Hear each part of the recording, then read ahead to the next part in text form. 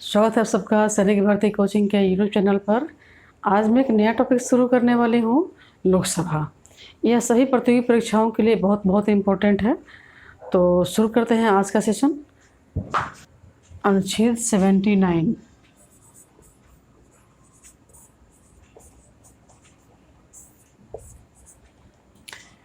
अनुच्छेद 79 में संसद की व्याख्या की गई है कि संसद का अर्थ क्या है। संसद को परिभाषित किया गया है।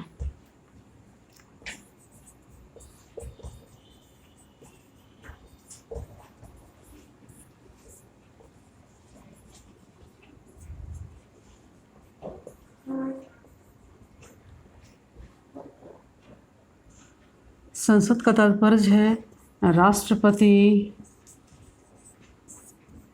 लोकसभा प्लस राज्यसभा। क्योंकि कोई भी विधेयक विधि तब बनता है, कोई भी बिल एक्ट तब बनता है जब दोनों सदनों से पारित होने के बाद राष्ट्रपति की संस्तुति मिलती है, हस्ताक्षर होता है, तब वो विधेयक जो होता है वो विधि बनता है, बिल जो होता है वो एक्ट बनता है। इसलिए संसद का मतलब राष्ट्रपति, लोकसभा और राज्यसभा। आज हम लोग लोकसभा के विषय में पढ़ेंगे।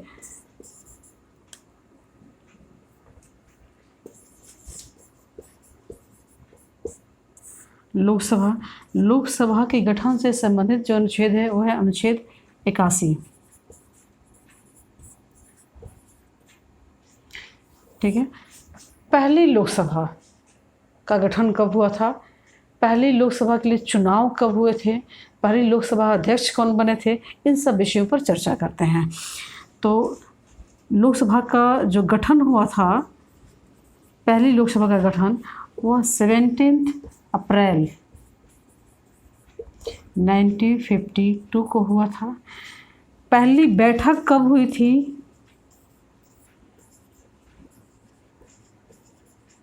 पहली बैठक 13 मई 1952 को। पहला आम चुनाव बहुत बहुत इम्पोर्टेंट है।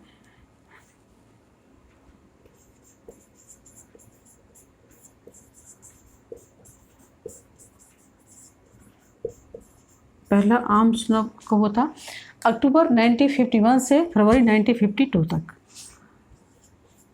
अक्टूबर 1951 से फरवरी 1952 तक इलेक्शन हुआ था।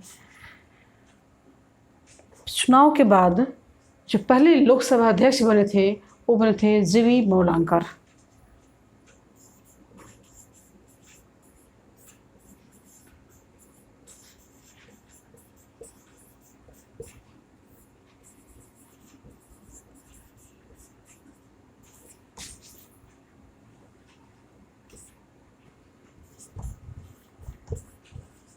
गणेश वासुदेव मौलांकर। ठीक है, इनको जी भी मौलांकर भी कहा जाता है शॉर्ट में। ठीक है। पहले प्रोटेम स्पीकर भी गणेश वासुदेव मौलांकर ही थे।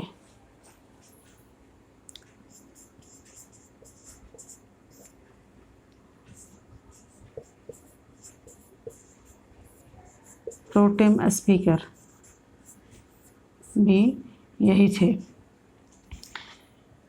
प्रोटेम स्पीकर क्या होता है? प्रोटेम स्पीकर होता है कि जो नए सदस्य चुन के आते हैं, राष्ट्रपति उनको शपथ दिलाते हैं।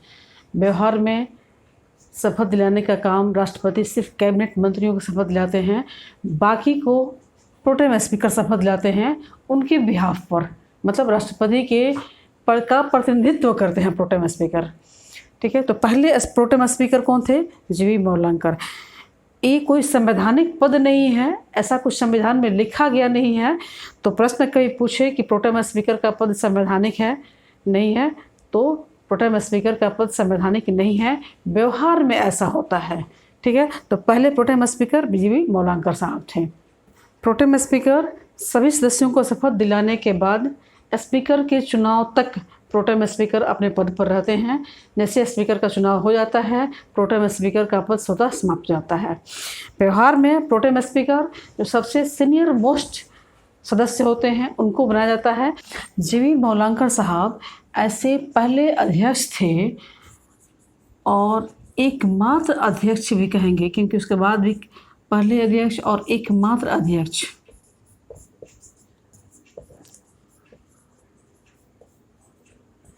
जिनके खिलाफ अविश्वास प्रस्ताव लाया गया।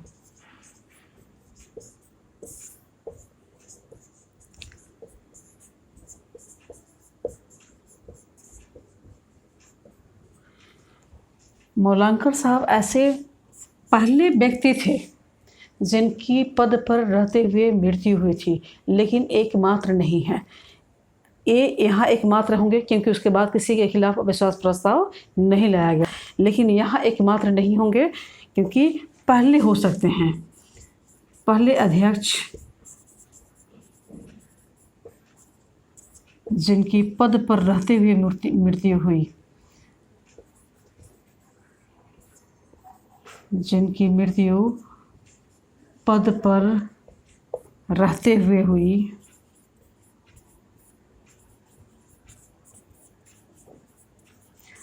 दूसरे अध्यक्ष कौन हैं? दूसरे अध्यक्ष जिनकी मृत्यु पद पर रहते हुए हुई वो हैं जीएमसी बालयोगी। जीएमसी बालयोगी, इनकी मृत्यु भी पद पर रहते हुए हुई थी। ठीक है, इसलिए एकमात्र अध्यक्ष नहीं है जिनकी मृत्यु पद पर रहते हुए हुई।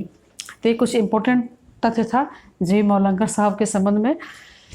जी मौलांकर साहब जब हमारा लोकसभा का चुनाव नहीं हुआ था, लोकसभा का गठन नहीं हुआ था, उससे पहले संविधान सभा संसद के रूप में कार्य करती थी और उस समय भी अध्यक्षता जीवी मौलांकर साहब भी करते थे। तो कहें कि अंतरिम अध्यक्ष मतलब कार्यकारी अध्यक्ष, जब तक कोई पूर्णकालिक अध्यक्ष नहीं बन जाता है तब तक। तो चुनाव से पहले मतलब 1951-52 में जो चुनाव हुआ था, आम चुनाव, उससे पहले अध्यक्षता जीवी मौलांकर साहब ही करते थे। तो आम चुनाव से पहले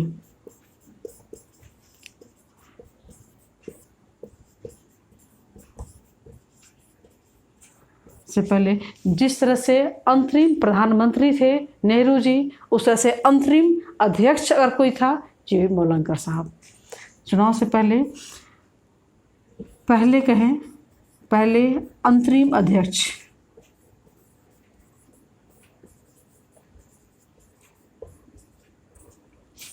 भी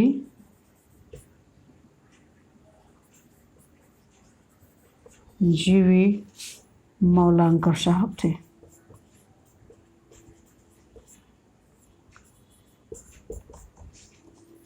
अब सदस्य संख्या की बात करते हैं।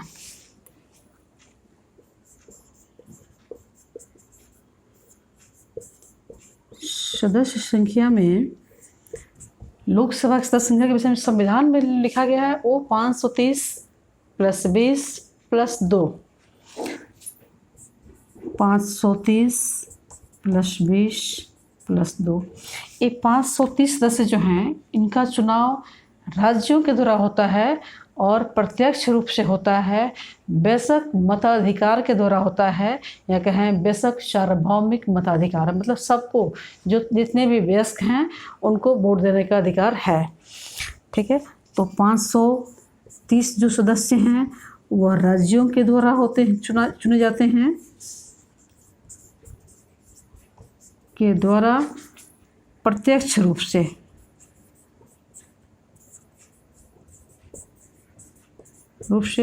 बेशक मताधिकार द्वारा।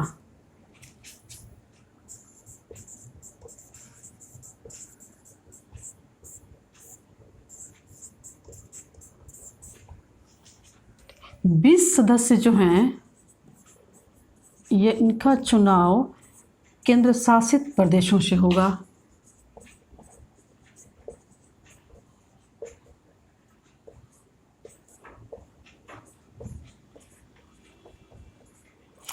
और 2 सदस्य जो हैं इनका मनोनयन होगा राष्ट्रपति के द्वारा।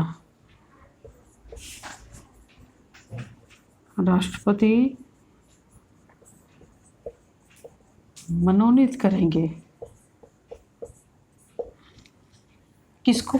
एंग्लो इंडियन को।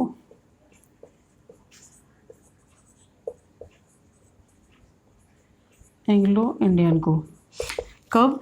जब राष्ट्रपति को ऐसा लगेगा कि लोकसभा में एंग्लो इंडियन का पर्याप्त प्रतिनिधित्व नहीं है, तो राष्ट्रपति 2 सदस्यों को लोकसभा में मनोनीत करेंगे। ये एंग्लो इंडियन कौन होते हैं? एंग्लो इंडियन का जो परिभाषा है कि माँ जो है वह इंडियन हो और पिता या दादा अनिवार्य रूप से ब्रिटिश हो। ठीक है, एंग्लो इंडियन का मतलब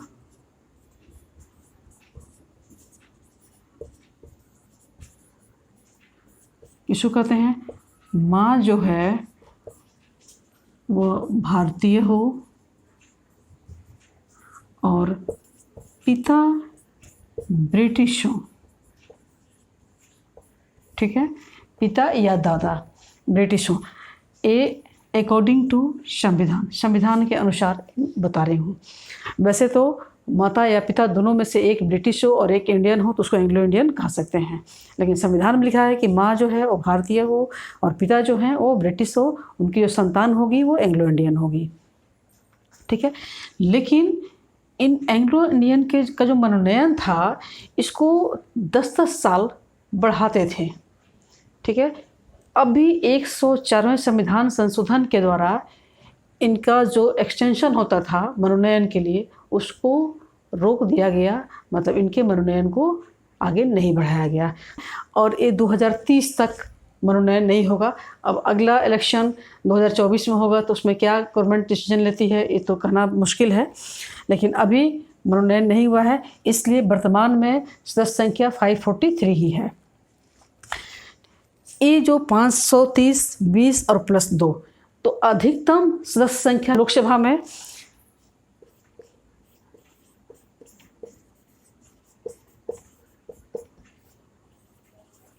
लोकसभा की अधिकतम सदस्य संख्या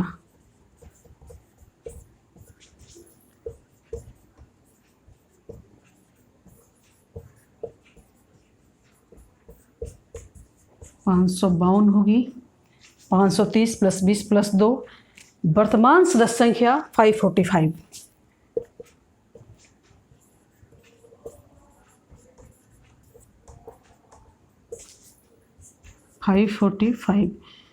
ये था, लेकिन 2020 में सदस्य संख्या कितनी है? 2020 में सदस्य संख्या 543 ही है, क्योंकि 2 एंग्लो इंडियन का मनोनयन नहीं हुआ है। अब ये 552 और 545 के बीच में जो 7 सदस्य हैं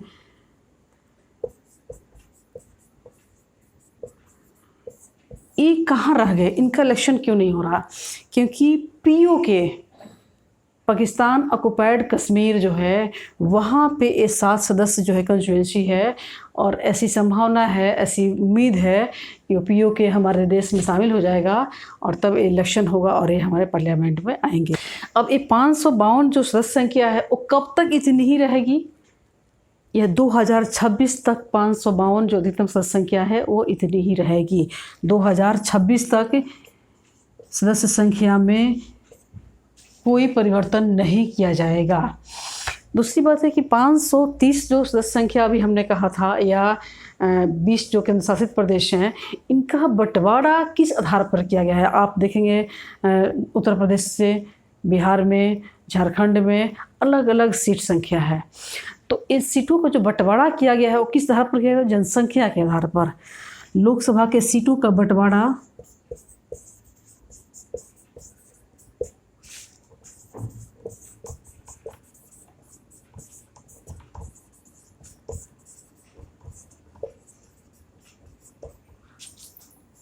जनसंख्या के आधार पर किया गया है। पहले जब हमारा देश आज़ाद हुआ था और जब इलेक्शन हुआ था उस समय डिसाइड हुआ था कि 10 लाख की जनसंख्या पर एक प्रतिनिधि होंगे, लेकिन अभी तो संख्या बढ़ती गई है तो वो चेंज नहीं हुआ है। जनसंख्या के आधार पर ही सीटों का बंटवारा अभी भी है, और 1971 की जो जनगणना है वही आधार वर्ष अभी भी है।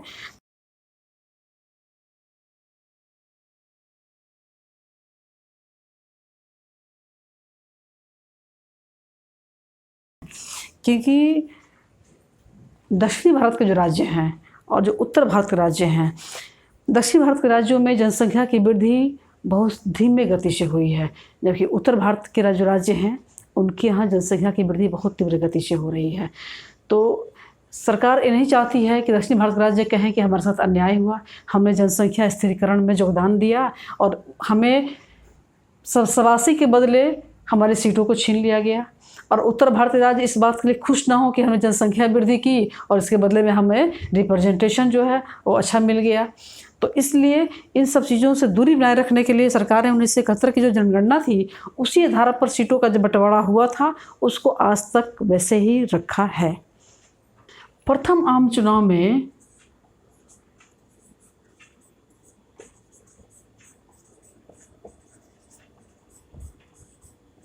$552 नहीं 489 सीटों पर चुनाव हुआ था। ठीक है, 489 सीटों के लिए चुनाव हुआ।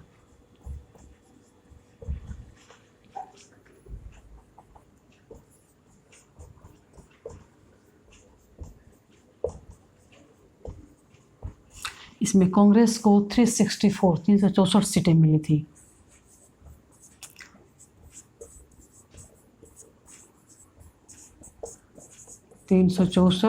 और भारतीय कम्युनिस्ट पार्टी है उसको 16।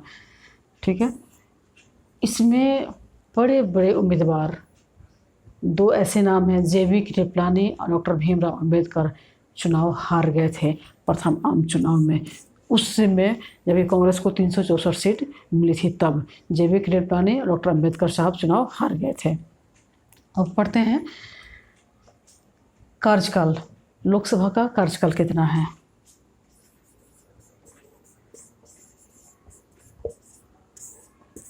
लोकसभा का कार्यकाल अमूमन 5 वर्ष है।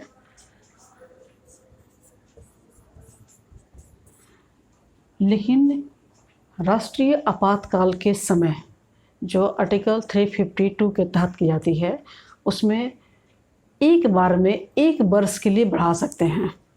ठीक है,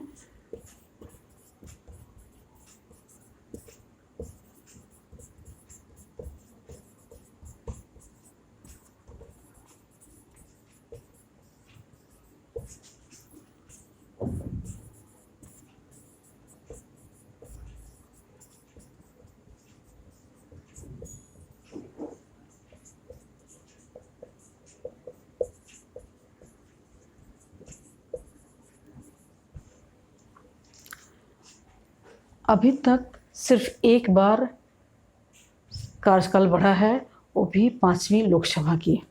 ठीक है, 5वीं। कई बार एग्ज़ाम में क्वेश्चन रिपीट हुआ है कि निम्न में से किस लोकसभा का कार्यकाल बढ़ाया गया था, तो 5वीं लोकसभा का कार्यकाल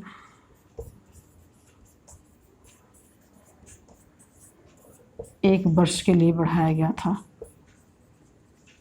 उस समय जो प्राइम मिनिस्टर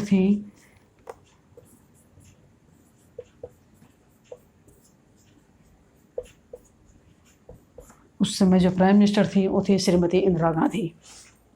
ठीक है, योग्यता कितनी है लोकसभा सदस्यों की, कौन व्यक्ति चुनाव लड़ सकता है, तो सदस्यों की योग्यता,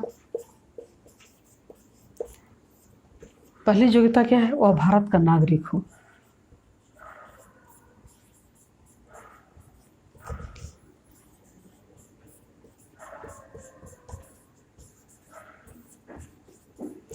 कहीं भी मूल रूप से नागरिक नहीं लिखा गया है, वो भारत का नागरिक हो। और दूसरी योग्यता है न्यूनतम उम्र सीमा 25 वर्ष।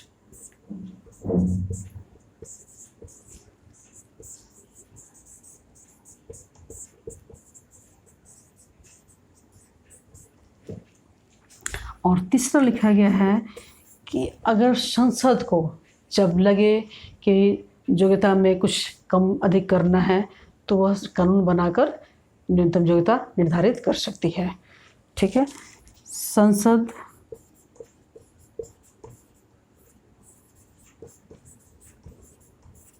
कानून बनाकर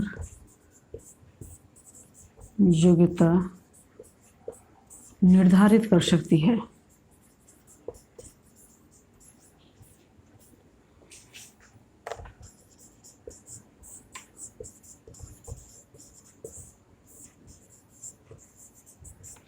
लोकसभा को प्राप्त विशेषाधिकार, कुछ ऐसे अधिकार हैं जिनमें लोकसभा को विशेष शक्ति प्राप्त है, राज्यसभा को उस तरह की शक्ति प्राप्त नहीं है। तो उसकी चर्चा करते हैं। विशेषाधिकार में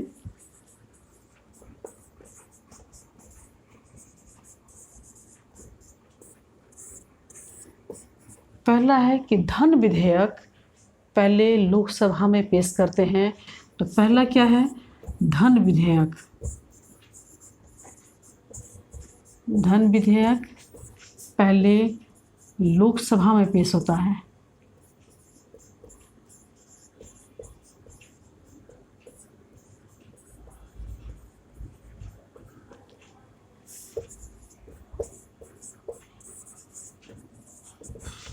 अविश्वास प्रस्ताव, चूँकि प्रधानमंत्री जो होता है वह लोकसभा के बहुमत दल का नेता होता है, तो उसके प्रति अविश्वास प्रस्ताव जो आएगा वो पहले लोकसभा में आएगा। तो अविश्वास प्रस्ताव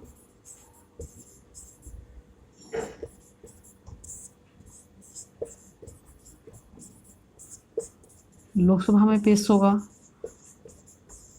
क्योंकि लोकसभा में विश्वास खत्म, सरकार गिर जाती है।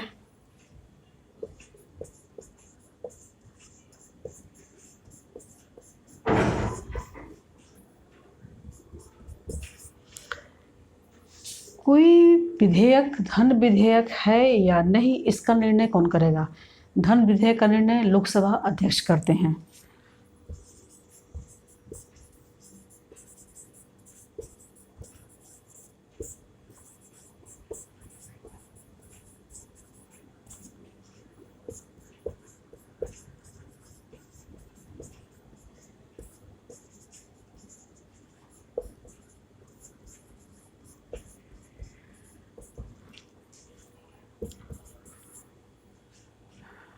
लोकसभा का सत्र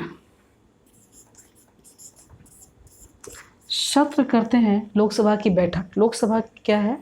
और अस्थायी सदन है। 5 साल बाद लोकसभा को भंग करते हैं, पुनः चुनाव होता है, नई लोकसभा बनती है। तो लोकसभा अस्थायी सदन है। इसका सत्र बुलाया जाता है बैठक के लिए। तो सत्र को बुलाने को सत्राहूत कहते हैं और सत्र समाप्त करने को सत्रावसान करते हैं। तो सत्र को आहूत करने का, सत्र को बुलाने का अधिकार किसके पास है? राष्ट्रपति के पास। सत्र को बुलाने का अधिकार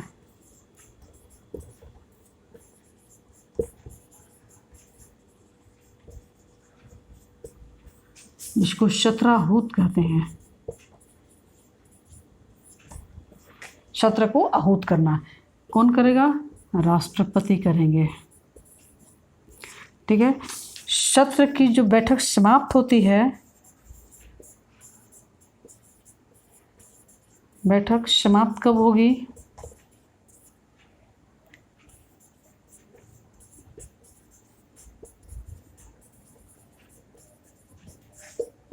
इसको सत्रावसान कहते हैं। यह भी राष्ट्रपति करते हैं। लोकसभा को भंग करने का अधिकार किसके पास है? अगर अविश्वास प्रस्ताव आया और सरकार में विश्वास नहीं है, सरकार गिर जाती है, तो राष्ट्रपति के पास ये अधिकार है कि वो लोकसभा को भंग कर दे। ठीक है, तो लोकसभा को भंग करने का अधिकार राष्ट्रपति के पास है।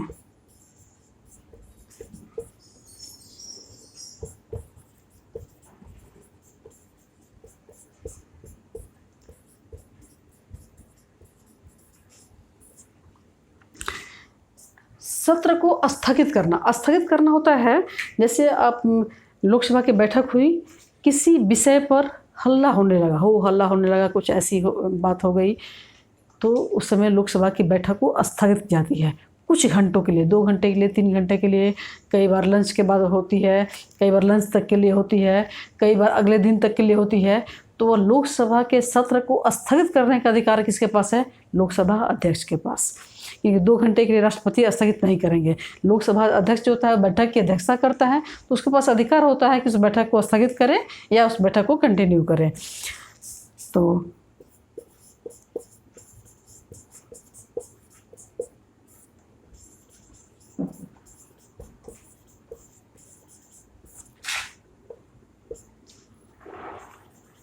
को स्थगित करने का अधिकार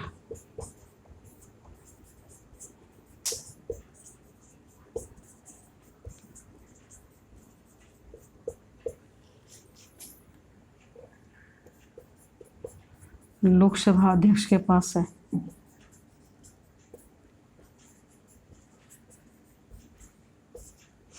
लोकसभा की जो 2 बैठक होती है, 2 बैठक के बीच में मैक्सिमम 6 महीने का अंतर होगा। ठीक है,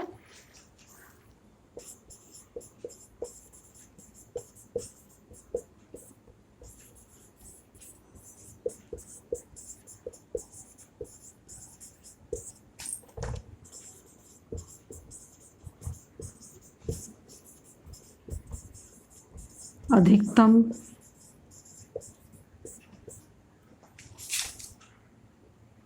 6 माह का अंतर होगा।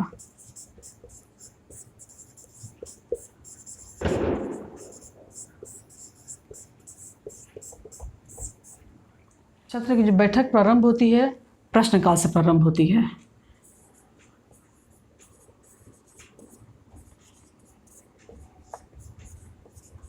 प्रारंभ प्रश्नकाल से,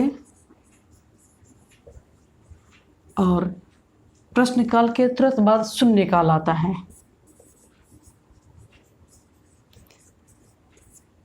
बैठक का प्रारंभ प्रश्नकाल से होता है, प्रश्नकाल के तुरंत बाद शून्यकाल आता है। शून्यकाल का जो प्रारंभ होता है वो 12 बजे होता है, और शून्यकाल जो है, शून्यकाल की अवधारणा शुद्ध रूप से भारत की है, यह किसी दूसरे संविधान से ली नहीं गई है। यह प्रश्न कई बार एग्जाम में रिपीट हुआ है कि निम्न में से कौन सी अवधारणा शुद्ध रूप से भारतीय है, किसी दूसरे संविधान से नहीं ली गई है? तो शून्यकाल है। बैठक जो होती है लोकसभा की, उस साल में 2 बैठक तो अनिवार्य है, क्योंकि 2 बैठक के बीच 6 महीने से अधिक का अंतर नहीं होना चाहिए। लेकिन अमूमन साल में 3 सत्र होता है। साल के पहले सत्र को बजट सत्र कहते हैं। तो बजट सत्र जो होता है, बजट सत्र यह फरवरी में होता है, और साल का पहला सत्र है, इसलिए राष्ट्रपति इसको अनिवार्य रूप से संबोधित करते हैं बजट सत्र को। बजट सत्र का होता है मानसून सत्र,